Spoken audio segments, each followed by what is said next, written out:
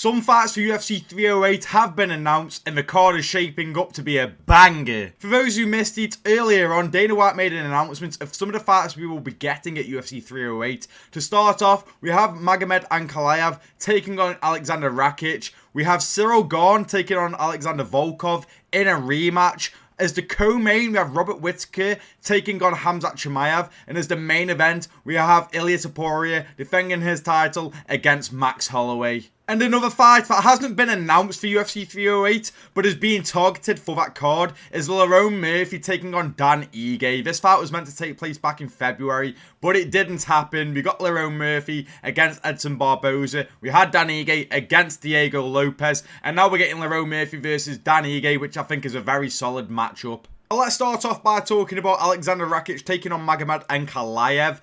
I think this kind of shows that the UFC aren't interested in booking Magomed Ankalaev versus Alex Pereira for the light heavyweight strap.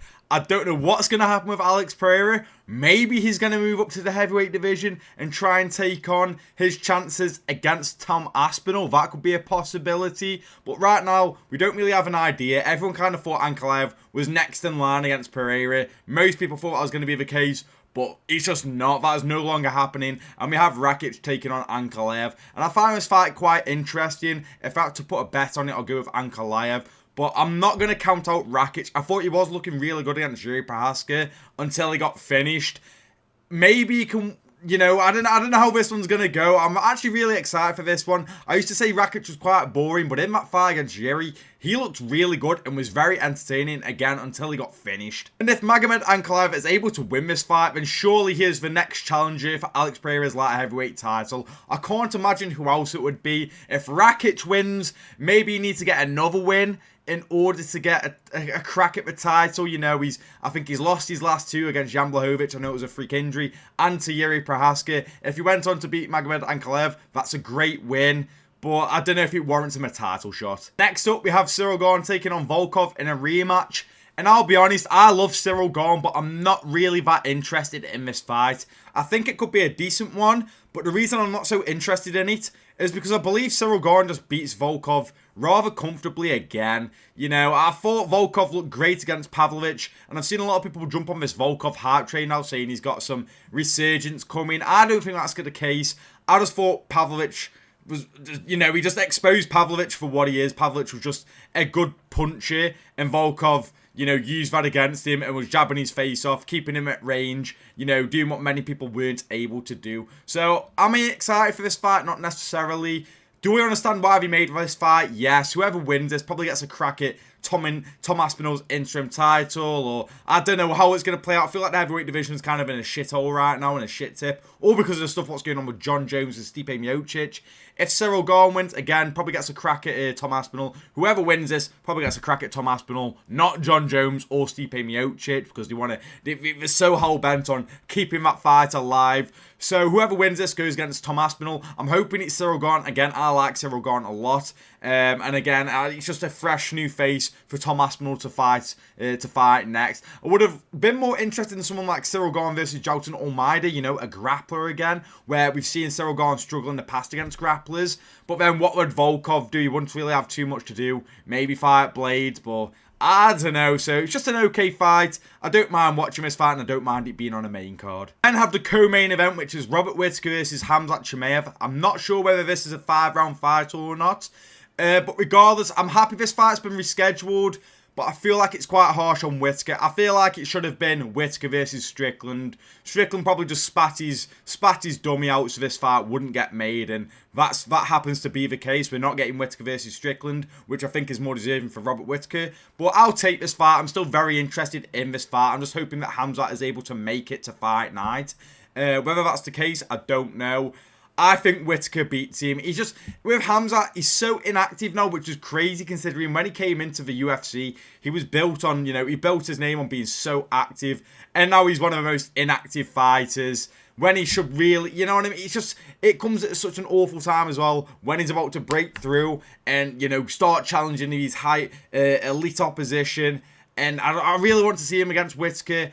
I'm just skeptical this fight falls through again. That's all. I'm really excited for it. I think it's great. You know, if Khamzat wins this, they'll skyrocket him straight into that title scene. I wouldn't be surprised if he beats Whittaker. They say, you know what, you're fighting for the title next. And Whittaker, if he beats Khamzat Chimaev, he deserves a title shot. Let's be honest with you. Paulo Costa, Ikram Aliskerov, and Khamzat Chimaev, you know, he's done more than Sean Strickland then, with Sean Strickland just having a win over Paulo Costa. So I think it'll be fair game if Whittaker got the nod over Sean Strickland. Can't wait for this fight. Don't know how it's going to play out. I keep thinking back to when Khamzat got a 10-8 round against Usman. But after that first round, he always seems to drop off a cliff. You know, his cardio seems to drop off massively.